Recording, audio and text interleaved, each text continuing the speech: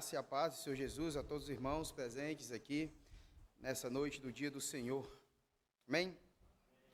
Meus irmãos, hoje vamos abrir nossas Bíblias em João, capítulo de número 17.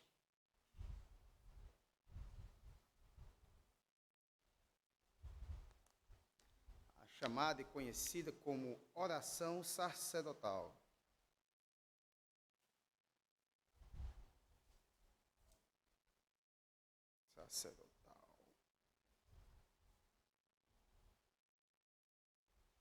Capítulo 17.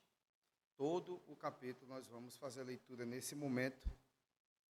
Os irmãos acompanham em suas Bíblias. Tendo Jesus falado estas coisas, levantou os olhos ao céu e disse: Pai, é chegada a hora. Glorifica a teu Filho, para que o Filho te glorifique a ti. Assim como lhe conferiste autoridade sobre toda a carne, a fim de que ele conceda a vida eterna a todos os que lhe deste. E a vida eterna é esta, que te conheçam a ti, o único Deus verdadeiro, e a Jesus Cristo a quem enviaste. Eu te glorifiquei na terra, consumando a obra que me confiaste para fazer. E agora glorifica-me, ó Pai, contigo mesmo, com a glória que eu tive junto a ti antes que houvesse mundo. Manifestei o teu nome aos homens que me deste do mundo. Eram teus, tu nos confiaste, e eles têm guardado a tua palavra. Agora, eles reconhecem que todas as coisas que me tens dado provêm de ti, porque eu lhes tenho transmitido as palavras que me deste, e eles as receberam. E verdadeiramente reconheceram que saí de ti, e creram que tu me enviaste. É por eles que eu rogo. Não rogo pelo mundo, mas por aqueles que me deste, porque são teus. Ora, todas as coisas são tuas, e as tuas coisas são minhas, e neles eu sou glorificado. Já não estou no mundo, mas eles continuam no mundo, ao passo que eu vou para junto de ti. Pai Santo, guarda-os em teu nome que me deste, para que eles sejam um, assim como nós. Quando eu estava com eles, guardava-os no teu nome que me deste, e protegi-os, e nenhum deles se perdeu, exceto o filho da perdição, para que se cumprisse a Escritura. Mas agora vou para junto de ti, e isto falo no mundo, para que eles tenham no meu gozo completo em si mesmo. Eu lhes tenho dado a tua palavra, e o mundo os odiou, porque eles não são do mundo, como também eu não sou. Não peço que os tire do mundo, e sim que os guarde do mal. Eles não são do mundo, como também eu não sou. Santifica-os na verdade. A tua palavra é a verdade. Assim como tu me enviaste ao mundo, também eu os enviei ao mundo. E a favor deles eu me santifico a mim mesmo, para que eles também sejam santificados na verdade. Não rogo somente por estes, mas também por aqueles que vierem a crer em mim por intermédio da sua palavra, a fim de que todos sejam um, e como és tu, ó Pai, em mim e eu em ti, também sejam eles em nós, para que o mundo creia que tu me enviaste. Eu lhes tenho transmitido a glória que me tens dado, para que sejam um, como nós somos.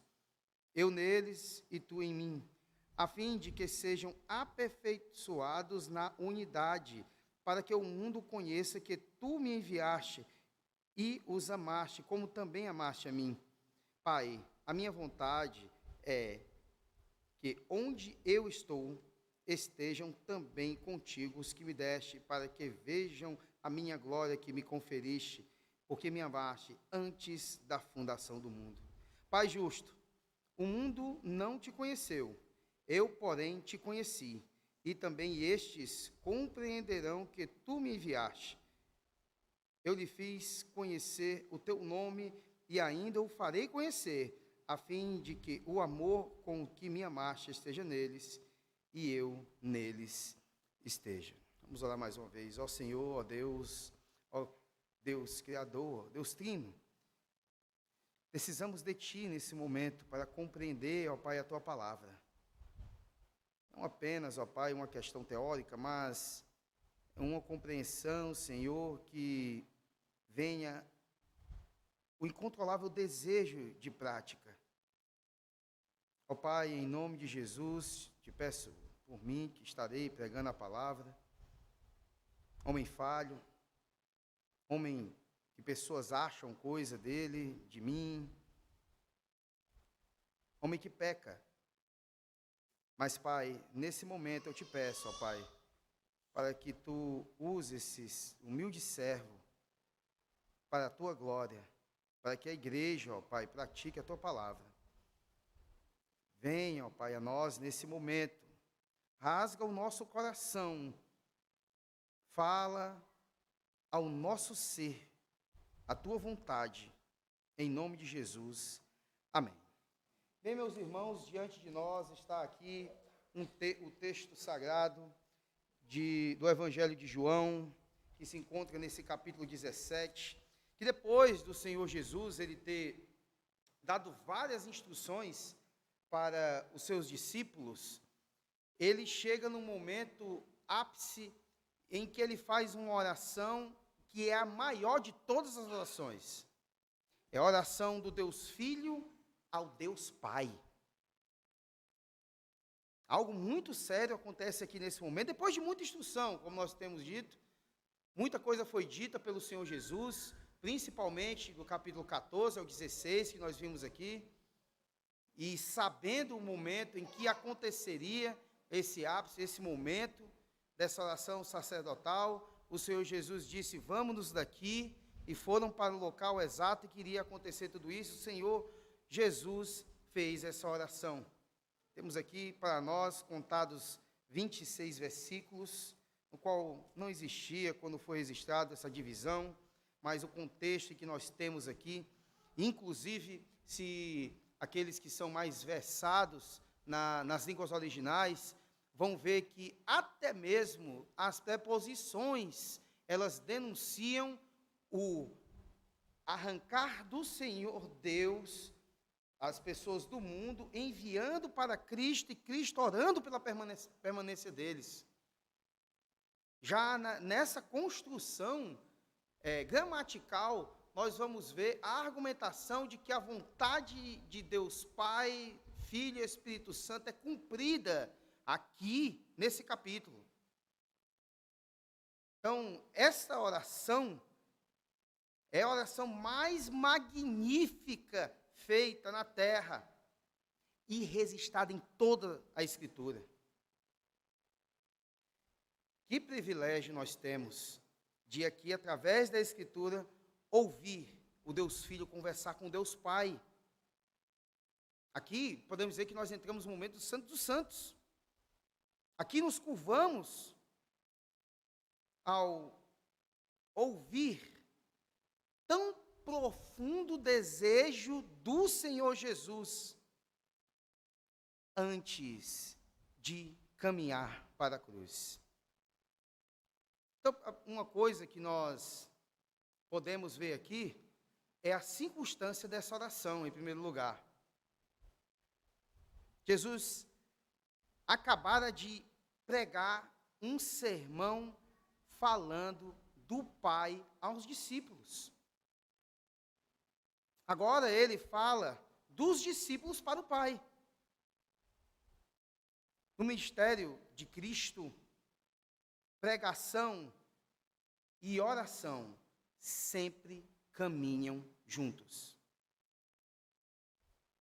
Ou seja, aqueles que pregam também devem orar. Em outras palavras, aqueles que se debruçam, aqueles que se afadigam no estudo teórico da palavra de Deus, também devem fazer o mesmo em oração, na mesma proporção. Não existe uma pregação eficiente, uma construção da mesma, sem uma vida de oração. Acho que é por isso que Charles Spurgeon, entendendo tal coisa,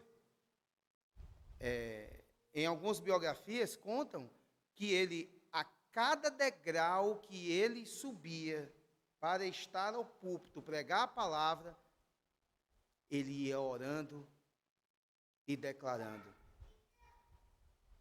Senhor, eu preciso do teu Espírito. A vida de oração tem que acompanhar a vida dos pregadores. Essa oração deixa claro que Jesus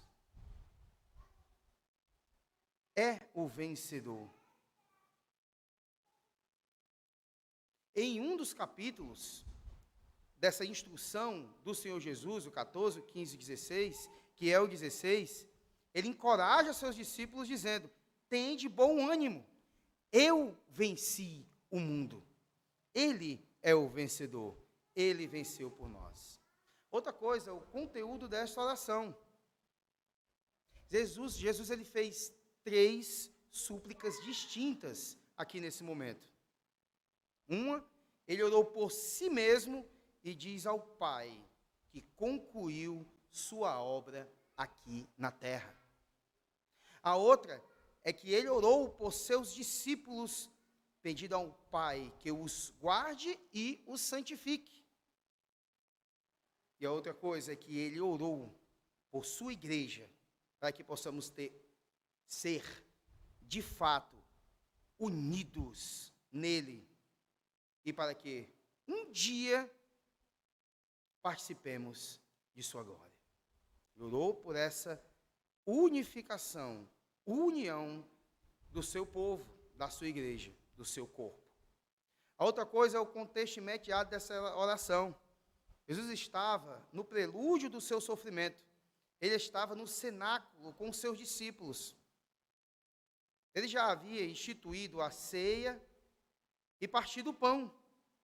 Ele já havia alertado que Judas o trairia e que os demais ficariam dispersos. Ele já estava mergulhando nas sombras daquela noite fatídica, onde seria preso e condenado à morte. Então, meus irmãos, podemos sintetizar a petição de Jesus em 4 áreas, que seriam os 4 pontos dessa noite: salvação, segurança, santidade e unidade. E em se falando de salvação, nós podemos ler do 1 ao 5 aqui mais uma vez, acompanhem em sua Bíblia. A palavra declara: tendo Jesus falado essas coisas, levantou os olhos ao céu e disse: Pai, é chegada a hora, glorifica a teu Filho, para que o Filho te glorifique a ti, assim como lhe conferiste autoridade sobre toda a carne, a fim de que ele conceda a vida eterna a todos os que lhe deste. E a vida eterna é esta: te conheçam a ti, o único Deus verdadeiro, e a Jesus Cristo, a quem enviaste. Eu te glorifiquei na terra, consumando a obra que me confiaste para fazer. E agora glorifica-me, ó Pai, contigo mesmo, com a glória que eu tive junto a ti, antes que houvesse mundo. Então aqui, nesses 5 versículos, nós vamos ver alguns pontos. E o primeiro, que se encontra no versículo 1, o instrumento da salvação. Qual seria? A cruz. A cruz é um instrumento da salvação. A hora tinha chegado. O nascimento, a vida, a morte de Cristo não foram acidentes, mas uma agenda traçada na eternidade pelo Deus Trino. Muitas vezes Cristo disse que sua hora ainda não tinha chegado. Inclusive, um pouco antes aqui, no capítulo de número 12, nós vamos ver que alguns gregos queriam ter com ele. No entanto, ele disse: não, agora não. Quando eu for levantado, atrairei todos a mim. Inclusive, aquele termo que é usado para levantado é um equivalente no Antigo Testamento que é dado para exaltado. Ou seja, quando eu for exaltado, e no caso seria esse momento da crucificação, atrairia todos a ele, porque não era chegado a hora ainda. Mas agora, meus irmãos, a hora tinha chegado. A hora tinha chegado mesmo dele ir para a cruz. E ele vai não como um derrotado, mas como um rei a caminho do trono. E essa questão de, quando eu for levantado, exaltado, que ele declara, é exatamente isso, porque ali chega o momento do ápice. É na cruz que ele cumpre um plano de redenção.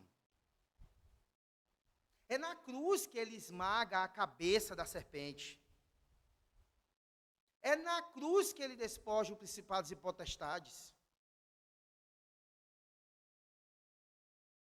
É na cruz que ele revela um imenso amor de Deus pelo seu povo. Pelo povo que foi dado por Deus Pai ao Deus Filho. A outra coisa, a cruz é o instrumento de glória para o Pai. A prioridade de Jesus era a glória de Deus. E sua crucificação trouxe a glória ao Pai. Ele glorificou sua sabedoria, sua fidelidade, santidade e amor. Ele mostrou sua sabedoria em providenciar um plano onde ele pôde ser justo e justificador do pecador.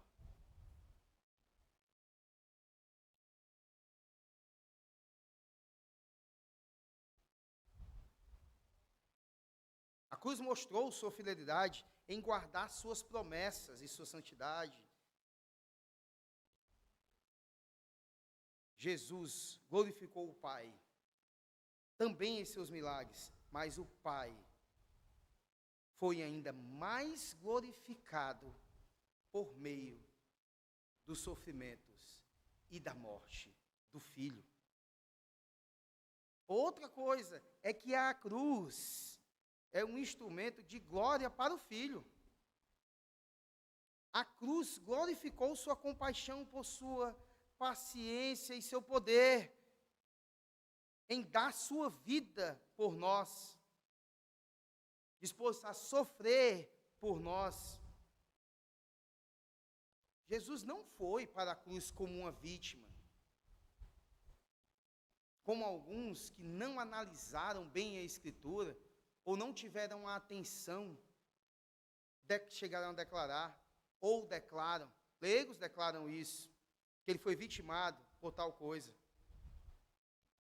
No caso, ele disse, ninguém tira minha vida, pelo contrário, eu espontaneamente a dou. E ainda o apóstolo Paulo reforça, dizendo que Cristo me amou e a si mesmo se entregou por mim.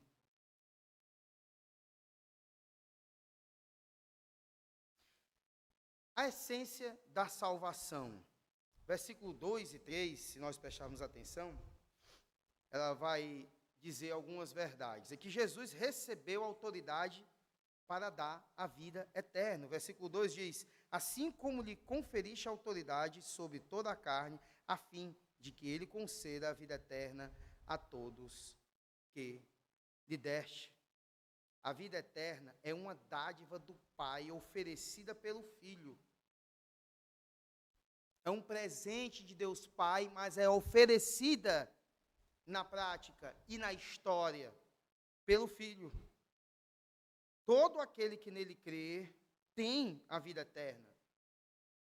Tem que crer no Senhor Jesus para ter a vida eterna. O judeu que ainda espera o Cristo está errado e não é eleito. Aqueles que criam assim naquela época e não creram no Senhor Jesus, não têm a vida eterna. Aqueles que hoje não creem no Senhor Jesus e creem em qualquer outra baboseira, não têm a vida eterna. É preciso crer no Deus Filho para ter a vida eterna.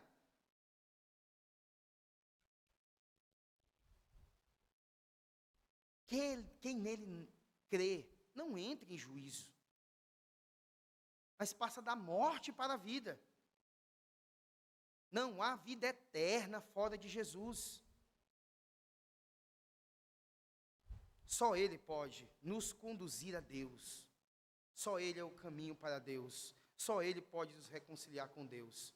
Só Ele é a porta do céu. É por isso que até convidativo, e até bem traduzido, eu sou o caminho, a verdade e a vida, e ninguém vem ao Pai, senão por mim. É impossível chegar à salvação, chegar a Deus, sem o Filho. Conhecer o Pai, o único Deus. Versículo 3 diz, e a vida eterna é esta, te conheçam a ti, o único Deus verdadeiro. A vida eterna, meus irmãos, é mais do que um tempo interminável, simplesmente. A vida eterna não é quantidade. A vida eterna é qualidade.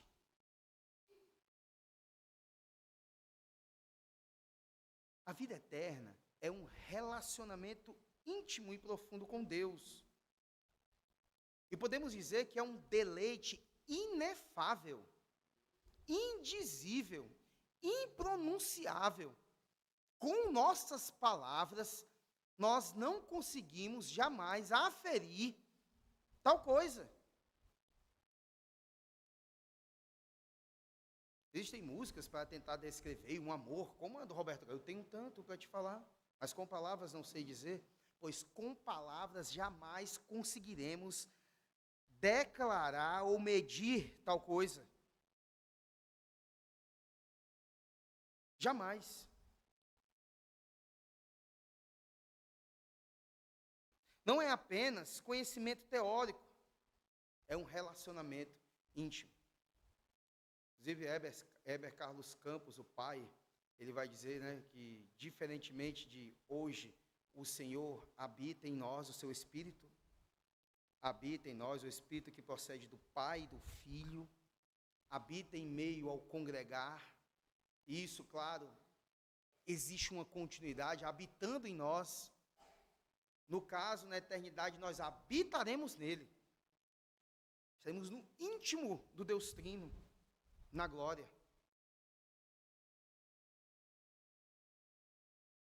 A vida eterna é experimentar o esplendor, o gozo, a paz, a santidade, que caracteriza a vida de Deus.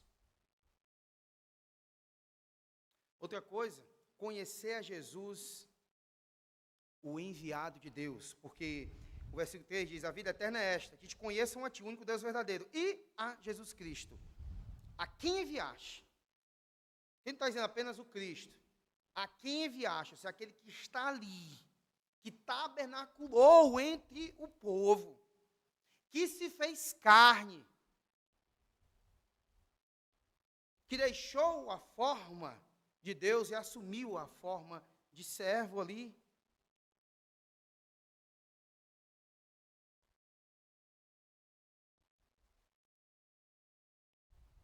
A vida eterna não é um prêmio das obras, mas uma comunhão profunda com Jesus, com Deus Pai, Filho e Espírito Santo, por toda a eternidade. Outra coisa, a consumação da salvação. No versículo 4, nós vamos ver a palavra de Deus declarar: eu te glorifiquei na terra, consumando a obra que me confiaste para fazer. A salvação é uma obra consumada. A salvação não é um caminho que abrimos da terra para o céu. Nada disso. A salvação foi uma obra que o Pai confiou ao Filho e ele veio e a terminou. Temos a salvação pela completa obediência de Jesus e pelo seu sacrifício vicário.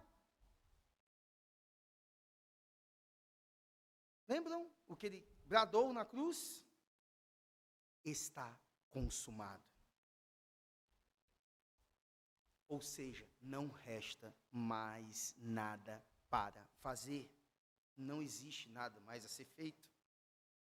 Ele já fez tudo. Essa expressão, meus irmãos, significa 3 coisas, pelo menos. Uma, quando um pai dava uma missão ao filho, e este a cumpria, dizia-se, o pai, ele falava e declarava, Tetelestai. Lembra desse termo? Tantas pregações a gente já ouviu, Tetelestai. É isso que se dizia. Ou quando se pagava uma nota promissória e batia-se o carimbo, Tetelestai. Quando se recebia a escritura de um terreno, o que se escrevia na escritura era Tetelestai. Está pago, não resta mais nada. Foi isso que ele fez. Por mim e por você. Pecados que cometemos no passado, que praticávamos, que ainda cometeremos, todos já estão pagos na cruz de Cristo. Existe tanta preocupação, muitas vezes, do povo que é eleito, muitas vezes ainda leigo, em termos de escritura, que ficam se remoendo quando tudo está pago. Não que devemos, porque sabemos disso, viver uma vida aí totalmente desgraçada de prática de pecado. Não é isso. Mas devemos lembrar todos os dias que está tudo pago pelo seu povo. E esse seu povo tem prazer na lei de Deus.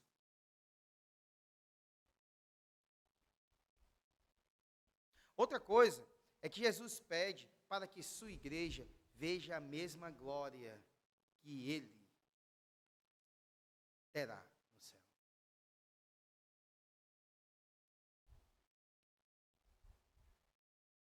Versículo 24, olha aí. Diz, Pai, a minha vontade é que onde eu estou estejam também comigo os que me deste, para que vejam a minha glória que me conferiste, porque me amaste antes da fundação do mundo. Vamos compartilhar da glória de Cristo. Estaremos com Ele, reinaremos com Ele e veremos Ele face a face. Não apenas estaremos no céu, na glória e naquele momento na eternidade, mas estaremos em tronos, reinaremos com Ele por toda a eternidade. Então, se pensando e se falando da salvação, que seria o primeiro ponto, nós vamos agora para o segundo ponto, que seria a segurança. E aí nós vamos partir do versículo 6 ao 14, que vai declarar o seguinte, acompanhe comigo. Manifestei o teu nome aos homens que me deste no mundo, eram teus, tu nos confiaste e eles têm guardado a tua palavra. Agora, eles reconhecem que todas as coisas que me tens dado provêm de ti, porque eu lhes tenho transmitido as palavras que me deste, e eles as receberam, e verdadeiramente conheceram que saí de ti, e creram que tu me enviaste. É por eles que eu rogo. Não rogo pelo mundo, mas por aqueles que me deste, porque são teus. Ora, todas as minhas coisas são tuas, e todas as tuas coisas são minhas, e neles eu sou glorificado. Já não estou no mundo, mas eles continuam no mundo, ao passo que eu vou para junto de ti. Pai Santo, guarda-os em teu nome, que me deste, para que eles sejam um, assim como nós.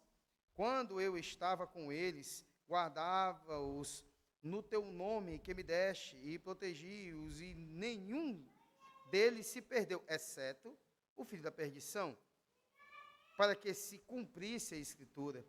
Mas agora vou para junto de ti, e isto falo no mundo, para que eles tenham o meu gozo completo em si mesmo. Eu lhes tenho dado a palavra, e o mundo os odiou, porque eles não são do mundo, como também eu não sou. A nossa segurança, em primeiro lugar, está fundamentada na eleição do Pai. E essa questão da eleição, ela se manifesta, no mínimo, aliás, em 7 versículos aqui. O 2, o 6, o 8, o 9, o 11 e o 12, e o 24. Vai haver essa manifestação. 7 vezes Jesus afirmou que os discípulos lhe foram dados pelo Pai.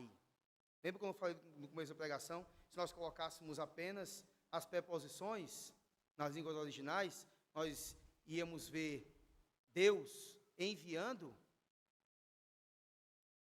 o povo escolhido ao Filho. Não apenas Jesus é o presente de Deus para a igreja. A igreja é o presente do Pai para Jesus.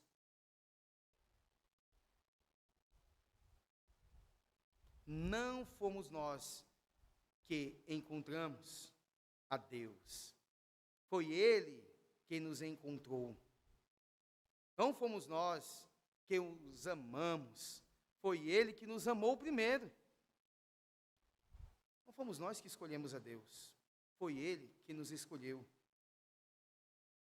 Não fomos nós que viemos a Cristo. Foi o Pai que nos trouxe a Ele. A declaração desse texto, desses 26 versículos, é essa em relação à eleição. E essa segurança nós temos aqui. A segurança da nossa salvação não é fundamentada no nosso caráter, mas no caráter de Deus, na obra de Deus perfeita em Cristo. Ele quem nos guarda, Ele que nos livra, Ele que nos salva e nos conduz e nos leva para a glória. Em João 6, por exemplo, do 37 ao 40, vai declarar e nos falar que aqueles que o Pai dá a Jesus, esses vêm a Jesus. E quem vem a Ele, de maneira nenhuma, Ele os lançará fora. Será apartado da sua mão. Estamos seguros. Não existe essa perca que alguns declaram aí na história da igreja, deturpando o sentido real, preciso e único da Escritura. A outra coisa é que nossa segurança está baseada no cuidado de Cristo. Olha o versículo 12 que declara: quando eu estava com eles, guardava-os no teu nome, que me deste, e protegi-os, e nenhum deles se perdeu, exceto o filho da perdição, para que se cumprisse a Escritura. Jesus é o bom pastor que deu sua vida pelas ovelhas. Essa declaração a cristandade deve saber, deve lembrar. Embora não todos e nem muitos guardem em seu coração, mas Ele deu a sua vida pelas ovelhas, suas ovelhas. Ele cuida das suas ovelhas. Ele conduz ao céu. Jesus guardou e protegeu os seus discípulos, e nenhum deles se perdeu, exceto, como diz a palavra, o filho da perdição. Por que Jesus não guardou Judas? Isso pode vir a ser uma pergunta, né, em relação a isso que está escrito e ao contexto que nós vamos ver nos evangelhos. É pelo simples motivo de que Judas nunca pertenceu a Cristo. Jesus guardou fielmente todos os que o Pai lhe deu, mas Judas nunca lhe foi dado pelo Pai. Não. Judas não cria em Jesus. Não. Nós vamos ver isso, por exemplo, no versículo 64 de João 6 até o 71. Ele não cria no seu Jesus. Outra coisa é que ele não havia sido purificado. João 13, 11, nós vamos ver isso também. Não estava entre os escolhidos. João 13, 18. Também não havia sido entregue a Cristo. João 18, 8 e 9. Judas não é, de maneira alguma, um exemplo de cristão que perdeu a salvação. Antes, ele exemplifica um incrédulo que finge ser salvo e que no final foi desmascarado. E isso acontece sempre no final das contas. As tentativas nossas podem ser frustradas. Nós podemos ver algumas práticas que podem nos fazer pensar ou apontar, como naquela questão do joio e o trigo, que querem queimar logo antes do tempo, mas não podem fazer, porque isso pertence a Deus. Nós sabemos da declaração magnífica de João Calvino, quando o sujeito, ele diz: Calvino, eu peço que veja a minha predestinação ou salvação, e ele declara: não me peça para ver a sua salvação, se eu não conseguir enxergar a sua santificação. Alguns podem até parecer ser salvos e não são. E outros podem parecer não ser e acabam sendo.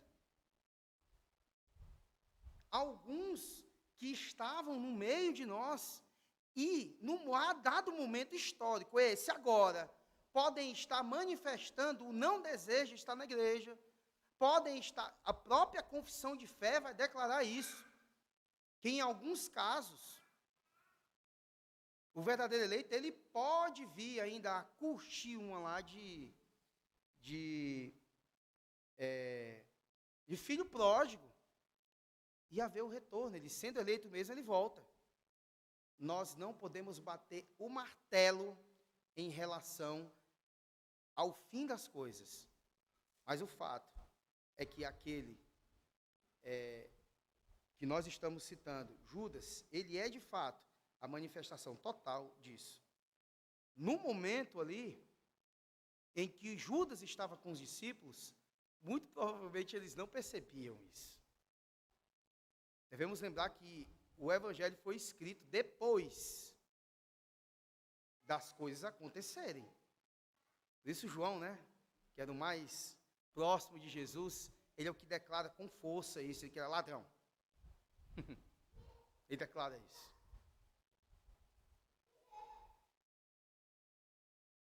Se Jesus pôde guardar e proteger seus discípulos em seu corpo de humilhação, quanto mais em seu corpo de glória, meus irmãos.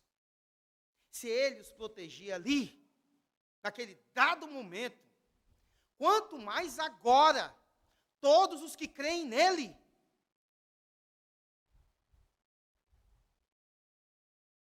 se ele pôde guardar seus discípulos ainda enquanto aqui na terra, quanto mais ele pode nos guardar entronizado à destra de Deus Pai, em seu trono de glória. Ou ele não está? Ou a visão que teve Estevão era mentira? É verdade. Cristo reina. Cristo é poderoso. Cristo sustenta toda a criação com a palavra do seu poder. E que nós vamos mais fundo lá em Hebreus, capítulo 1. Vamos sustentar que Ele maneja, Ele controla, Ele faz tudo o que Ele quer. Ele é Senhor.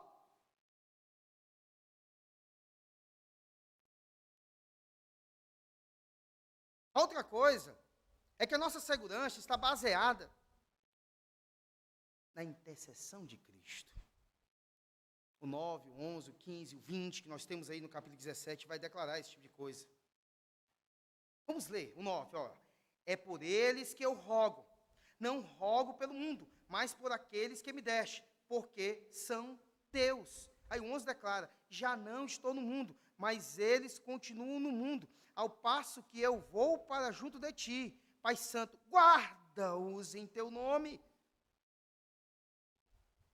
que me deste, para que eles sejam um, assim como nós. E o 15, em que ele declara, não peço que os tire do mundo, e sim que os guardes do mal, ou maligno, seria mais interessante a tradução assim. E o 20, não rogo somente por estes, mas também por aqueles que vierem a crer em mim por intermédio da sua palavra. Aqueles naquele momento, os demais que iriam crer em toda a história, são guardados por Cristo Jesus, o Rei da Glória.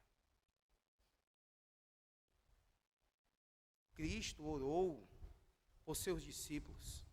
As suas diversas dificuldades, Jesus intercedeu por eles. E orou por quando estavam passando por tempestade. Lembram? Ele orou por Pedro quando este estava sendo peneirado pelo diabo. Quando ele ora por eles antes de ir para Getsêmani. Jesus fez 2 pedidos fundamentais em relação aos discípulos. O primeiro, que eles fossem guardados do mundo. Versículo 14, né? A gente vai ver isso. O mundo é um sistema que se opõe a Deus. O mundo odeia os discípulos. Eles precisam ser guardados de serem tragados por esse mundo.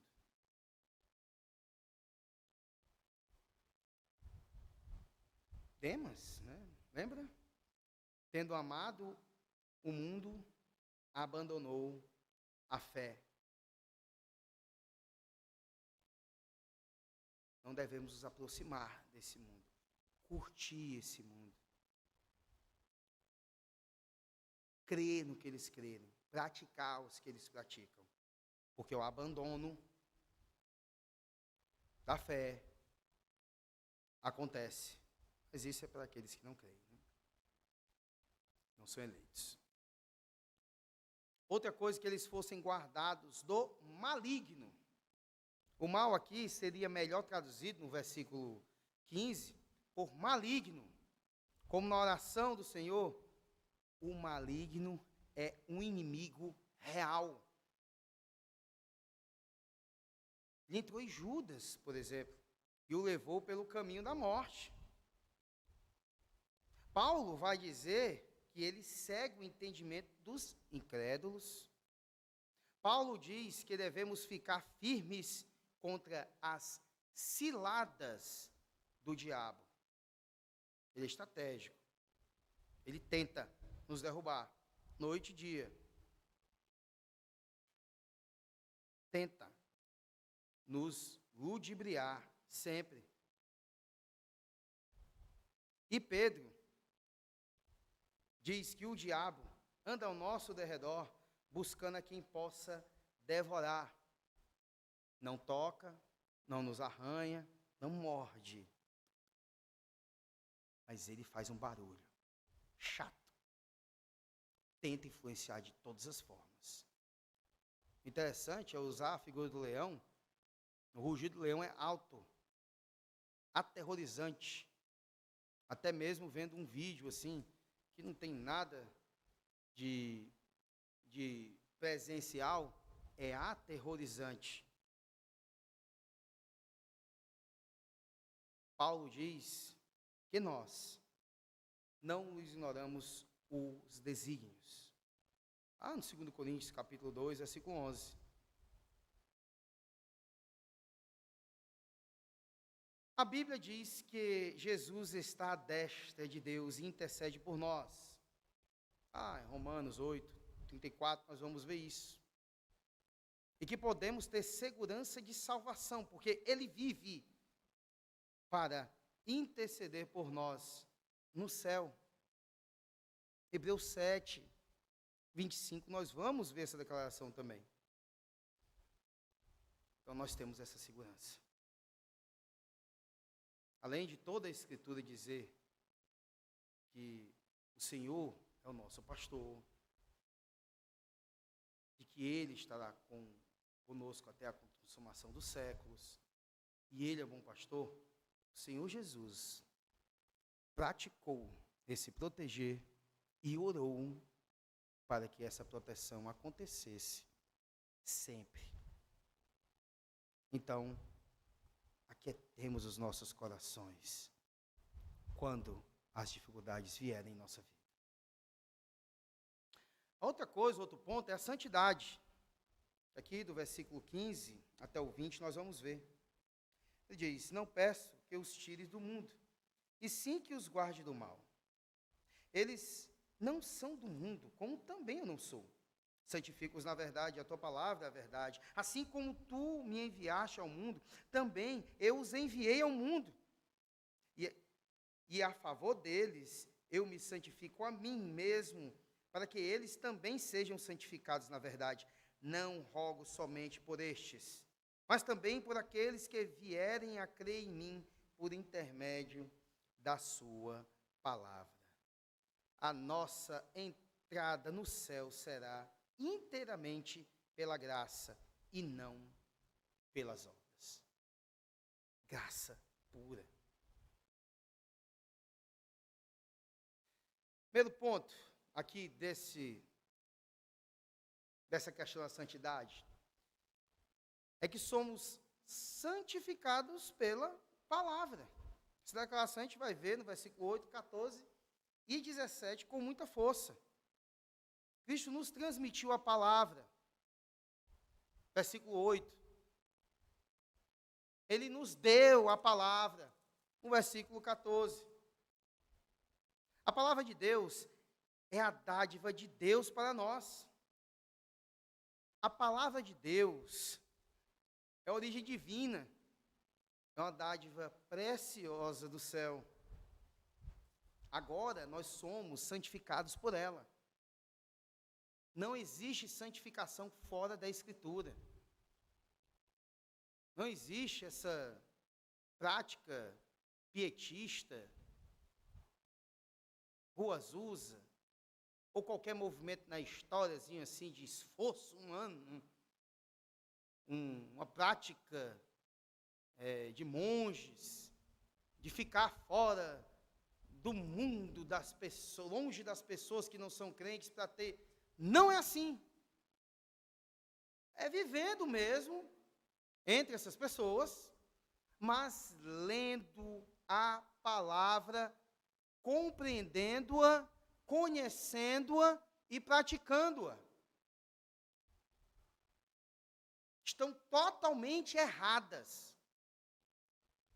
Absurdamente, estupidamente erradas as igrejas que não priorizam a Escritura. O cristão que não prioriza a palavra. Diz que nós, reformados, nós rejeitamos algumas práticas que alguns cristãos vêm tendo, como colocando a psicologia em primeiro lugar, além da palavra. Está totalmente errado isso aí. técnicazinhas, jeitinhos para a pessoa superar isso e aquilo. Não existe isso. A palavra que santifica. A palavra é de Deus. O sumo pastor das nossas almas é o Senhor Jesus. Portanto, é a palavra que sara a nossa alma. É interessante que a palavra de Deus às vezes vai dizer, está entre vós enfermos, cante salmos. Cante os salmos. Cante a palavra. Não está mandando cantar uma música que tenha algo psicológico a oferecer. Está mandando cantar a Escritura. Quanto mais meditar nela. Fazer a lectio divina, devocionais ou algo parecido.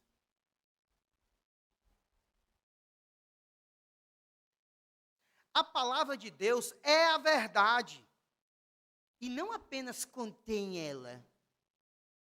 Como vai declarar a teologia liberal. Uma centralidade nisso da parte deles. Que a Escritura contém a palavra de Deus. Ela, de fato, é a palavra de Deus. O Antigo Testamento é a vontade de Deus para o seu povo. O Novo Testamento também. Toda a Escritura. Não é apenas sola, é tota.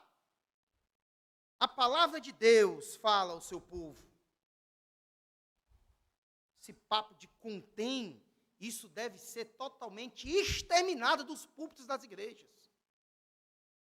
E o que tem que prevalecer é a pregação de toda a palavra é de Deus. Toda a Bíblia é palavra de Deus. A palavra de Deus é instrumento da nossa santificação. Não se pode conseguir fora dela isso. Impossível conseguir fora disso. Moody, ele escreveu na sua Bíblia o seguinte: este livro afasta você do pecado, ou o pecado afastará você desse livro.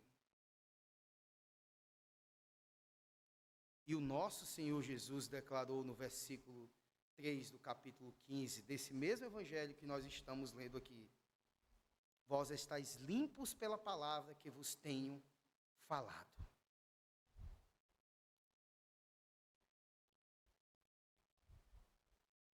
A palavra é a arma da vitória. Ela é a espada do Espírito. De que maneira a palavra de Deus nos permite vencer o mundo? Primeiro, ela nos dá alegria. A alegria do Senhor é a nossa força, como diz Neemias 8:10. Maicon lembra desse versículo, com certeza. Em segundo lugar, elas nos dá certeza do amor de Deus. O mundo nos odeia, mas o Pai nos ama. O mundo deseja tomar o lugar do amor do Pai em nossa vida. Em terceiro lugar, ele nos transmite os escritos. A palavra, ela nos transmite o poder de Deus para vivermos em santidade. Em quarto lugar, ela é um instrumento pelo qual Deus chama as pessoas à salvação. A igreja não cria a mensagem, ela anuncia a mensagem. Isso nós temos contra os papistas, que acreditam ser a instituição igreja autoridade máxima. Nós queremos ser autoridade máxima, a palavra, e nós anunciamos ela. Deus, o Senhor, Ele nos salva por meio da palavra.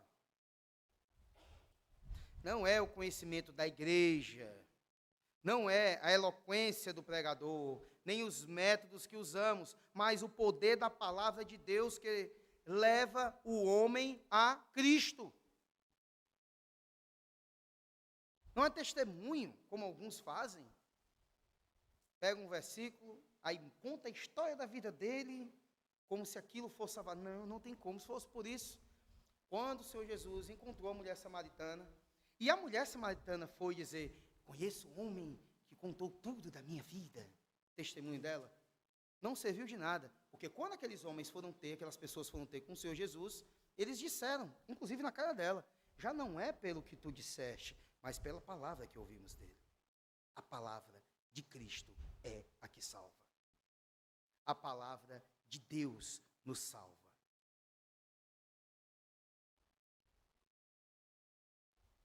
Hoje, infelizmente, somos chamados de geração Coca-Cola, geração internet, geração shopping center, né? E ainda tem a pior, a TikTok. É isso? Só que o desafio é ser estudiosos da Escritura. O desafio é jovens serem estudiosos da palavra. Esse é o desafio. Uma das coisas que foi maravilhosa em nossa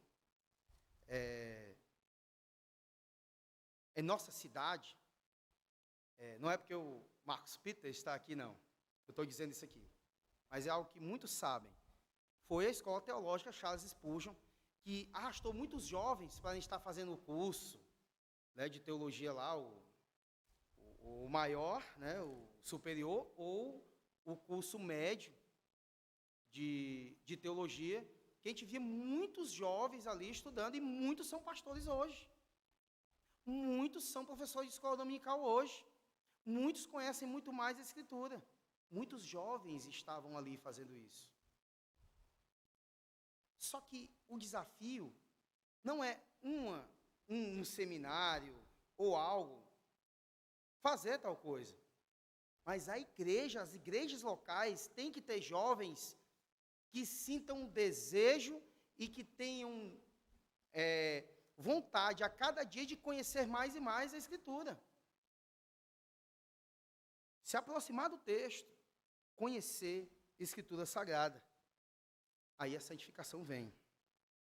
Outra coisa que somos santificados pelo correto relacionamento com o mundo. Não somos do mundo. A palavra declara, no versículo 14, versículo 16, aqui, né? Vamos ler de novo. Ó. Eles têm dado a palavra e o mundo os odiou, porque eles não são do mundo, como também eu não sou. Versículo 16. Eles não são do mundo, como também eu não sou. Não somos do mundo.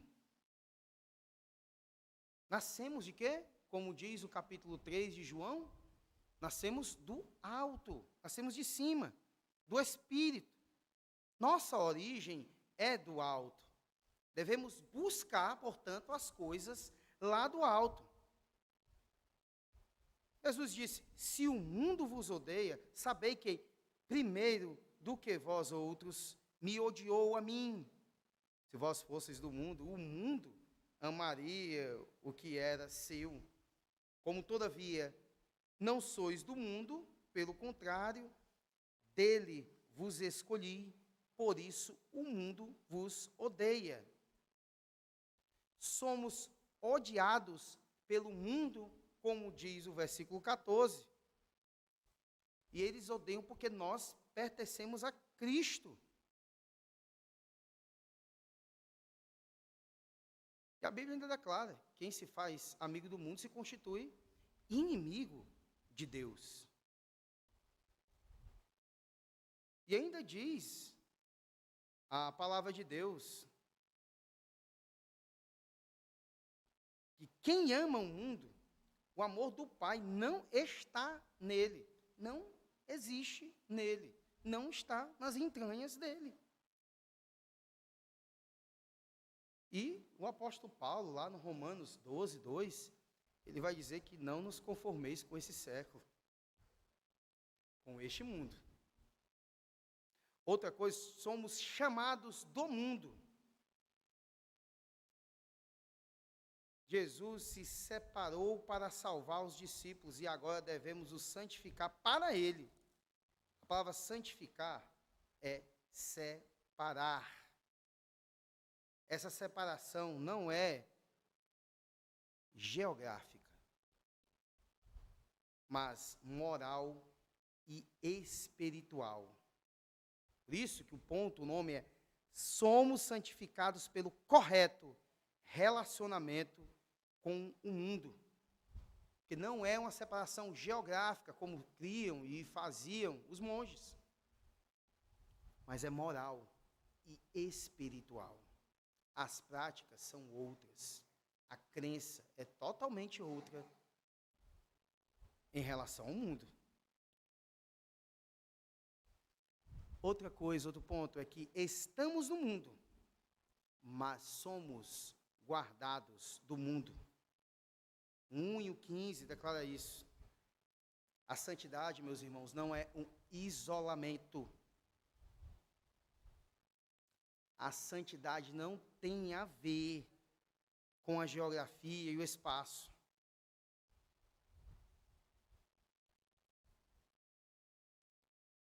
Precisamos estar presentes no mundo como sal e luz. Assim nos declara o Senhor Jesus, assim nos ensina o nosso Senhor Jesus. Precisamos influenciar, pois somos o perfume de Cristo e não a nhaca do mundo.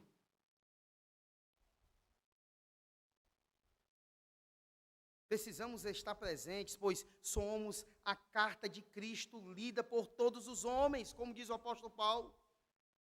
Porém, estamos no mundo como luzeiros.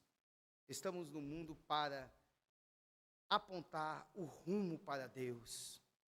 O objetivo do cristianismo jamais foi apartar o homem da vida, mas equipá-lo para enfrentá-la vitoriosamente. O cristianismo, meus irmãos, ele não nos oferece escapes, mas poder para enfrentamento, intrepidez, para pregar, para ensinar, para vencer. E como diz lá na instrução pastoral do apóstolo Paulo a Tito, convém tapar-lhes a boca dos incrédulos, dos ateus, aqueles que não têm Deus. Ou também podemos dizer que não oferece uma paz fácil, só que oferece uma luta triunfante. É triunfo com a palavra de Deus. Outra coisa é que somos enviados de volta ao mundo. Versículo 18 diz, assim como tu me enviaste ao mundo, também eu os enviei ao mundo.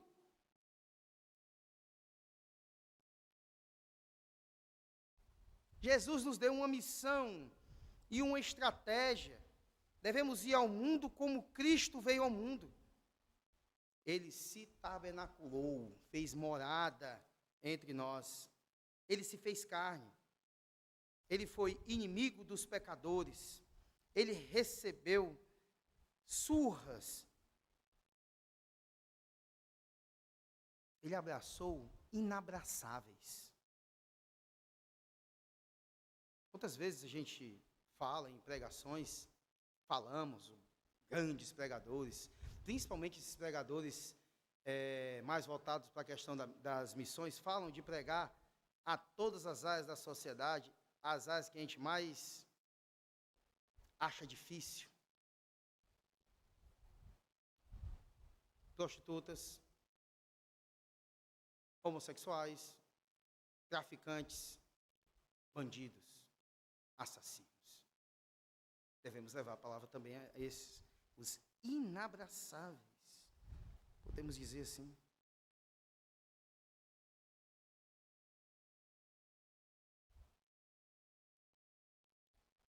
Ele tocou os leprosos. Ele se hospedou com publicanos. A sua santidade não o isolou. Portanto, a santidade que nos é proposta, que nos é entregue, também não pode nos isolar. Jesus atraiu os pecadores para serem salvos. Sua igreja, que é seu corpo, e ele a cabeça, deve fazer o mesmo.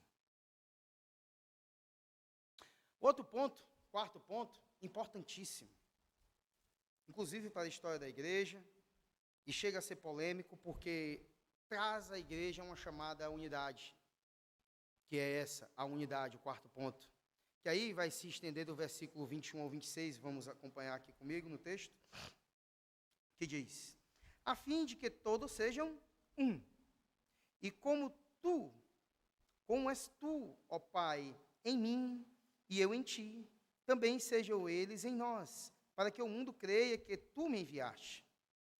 Eu lhes tenho transmitido a glória que me tens dado, para que sejam um, como nós somos, eu neles e tu em mim, a fim de que sejam aperfeiçoados na unidade, para que o mundo conheça que tu me enviaste e os amaste, como também amaste a mim.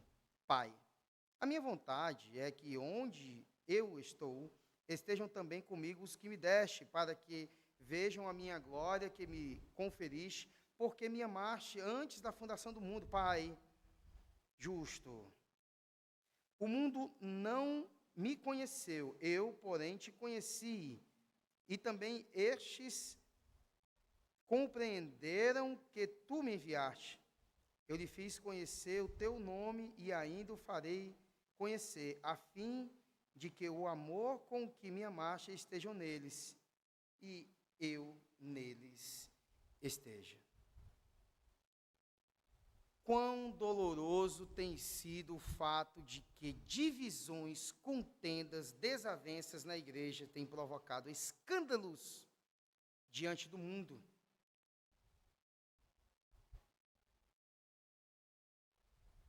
E isso tem enfraquecido a igreja de Cristo. Quando disseram que o Senhor Jesus, ele expelia os demônios pelo nome de Beelzebul, ele disse: como pode subsistir um reino dividido em si mesmo? E a igreja, ela parece que se esforça para não ser uníssona. Lá em Corinto, a gente vai ver aquela divisão ridícula, tomando partidos. Inclusive, tem um partido que quer ser o tal. Somos o de Cristo. Negócio de Pedro, negócio de Paulo, negócio de Apolo. Eu sou de Cristo. Eram muitos partidos. Isso nunca deixou de acontecer. Isso enfraquece a igreja, divide. Não raramente, mas muitos cristãos têm empregado suas energias contendendo uns contra os outros, ao invés de lutar contra o pecado e o diabo. A unidade que Jesus está falando não é externa, não é unidade de organização, nem unidade denominacional. Também Jesus não está falando de ecumenismo ridículo.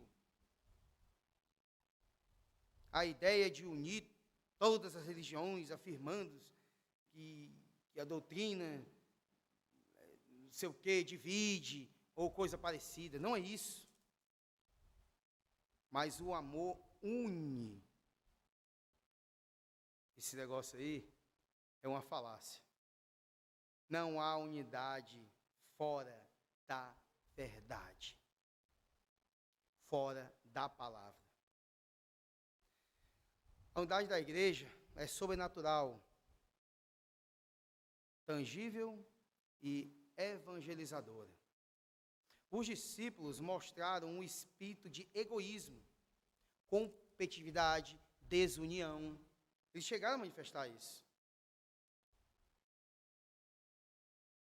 Thomas Brooks, ele diz o seguinte: a discórdia e a divisão não condizem com cristão algum. Não causa espanto os lobos.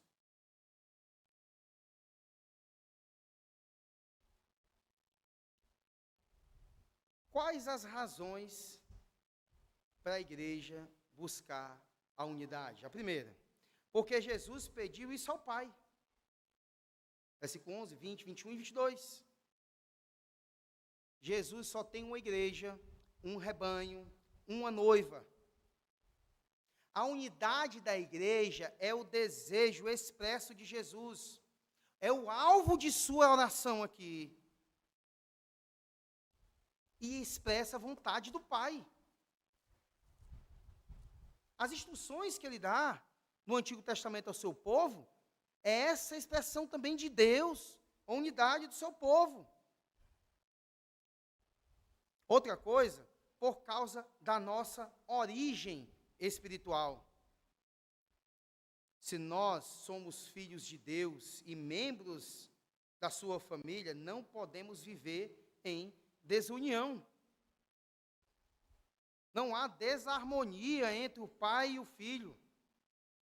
Nunca houve confronto, tensão, conflitos entre a vontade do pai e do filho. Se nós nascemos de Deus e nós nascemos do Espírito, se nós somos coparticipantes da natureza divina, como Jesus orou e de fato deve ser o seu povo, se nós o somos assim de fato, se Jesus é o nosso Senhor, então não podemos viver brigando uns com os outros. Jamais isso poderia acontecer. Somos irmãos, filhos do mesmo Pai. Nossa origem espiritual nos compele imperativamente a buscar a unidade e não a desunião. Filipenses 2, 1 e 2, vamos ler bem rápido aí.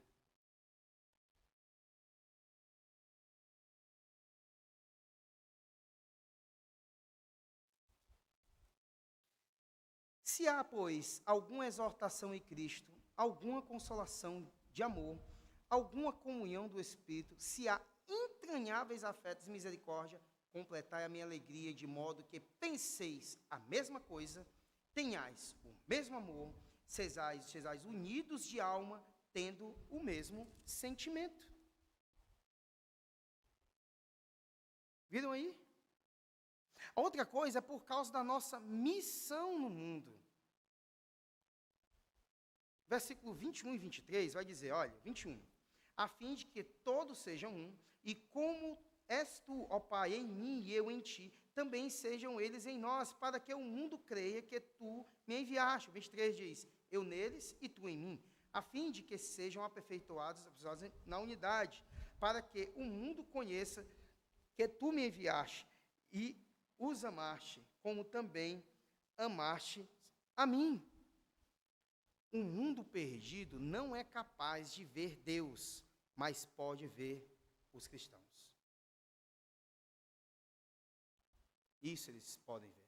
Tanto é que fomos apelidados, né, de pequenos cristos, porque viram a mesma prática de Cristo. Viam uma cópiazinha de Cristo ali.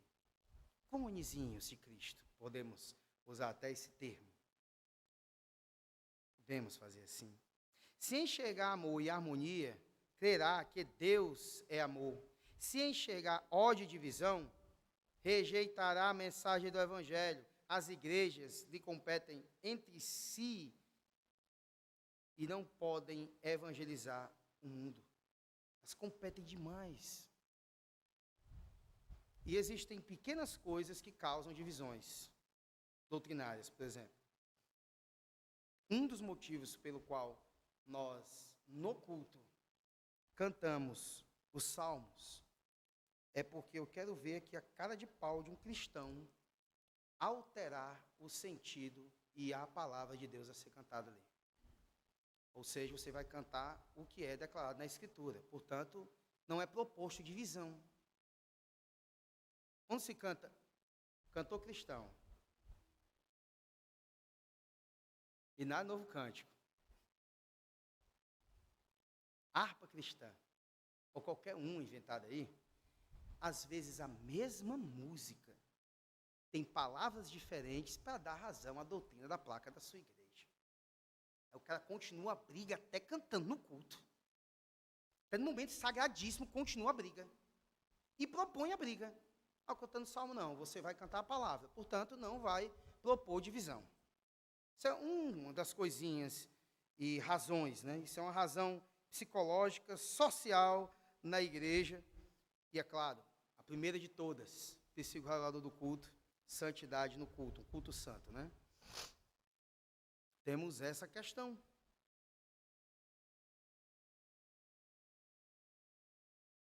A unidade da igreja é a apologética final, segundo Francis Schaeffer. O maior testemunho da igreja é a comunhão entre os irmãos, é o amor com que se amam. Jesus disse que a prova definitiva do discípulo, de ser discípulo dele, é o amor. Lá no João 13, 34 e 35. Não há evangelização eficaz sem a unidade da igreja. Não temos autoridade para pregar ao mundo, para se arrepender, se estarmos travando batalhas internas dentro da igreja. Alguns cristãos, em lugar de serem testemunhas fiéis, são advogados de acusação e juízes. E com isso, afastam os pecadores do Salvador. Outra coisa, por causa do nosso destino eterno. Jesus pede ao Pai para que seus discípulos vejam sua glória e estejam no céu com Ele. Se vamos estar no céu, se vamos morar junto com Ele toda a eternidade, como podemos afirmar que não podemos conviver uns com os outros aqui? E precisamos aprender a viver como família de Deus, desde já, desde agora. Porque o que nós cremos é que vamos passar a eternidade com o Senhor.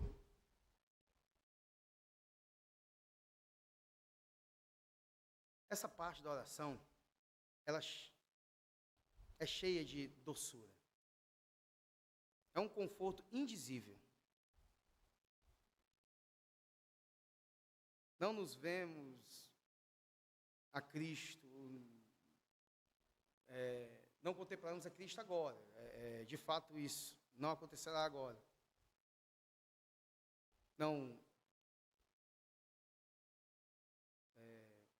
Nós lemos sobre Ele, ouvimos sobre Ele, cremos nele, descansamos nele, nossa alma, em sua obra consumada.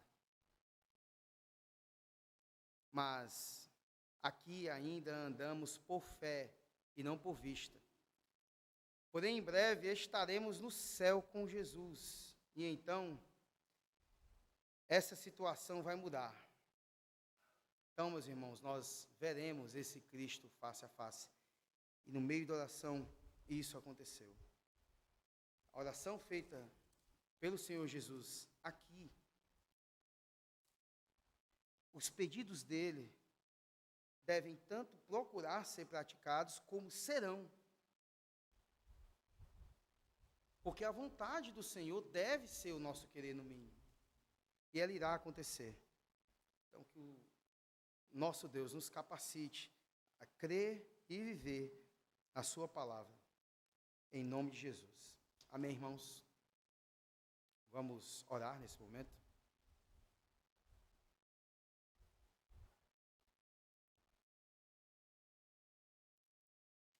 Deus amado, ó Senhor, Criador de tudo. Obrigado, ó Pai, por essa noite na Tua presença e pelo Teu dia. Pelo Teu dia, ó Pai, que é deleitoso, maravilhoso. Em nome de Jesus, ó Pai, nos faz viver segundo a Tua vontade. Tua vontade volitiva está aqui, a Tua palavra. O eleito, ele sente prazer nela. O não eleito, ele pode disfarçar e ser desmascarado no final das contas. Existem eleitos que, por um tempo, abandonam a mesma, mas voltam, porque a Tua verdade é a palavra e ela santifica. ela alegra, ela conforta, ela refrigera a nossa alma. Porque é a tua voz, Senhor, e tu és o sumo pastor das nossas almas. Cuida de nós, ó Pai, em nome de Jesus. Amém, Senhor.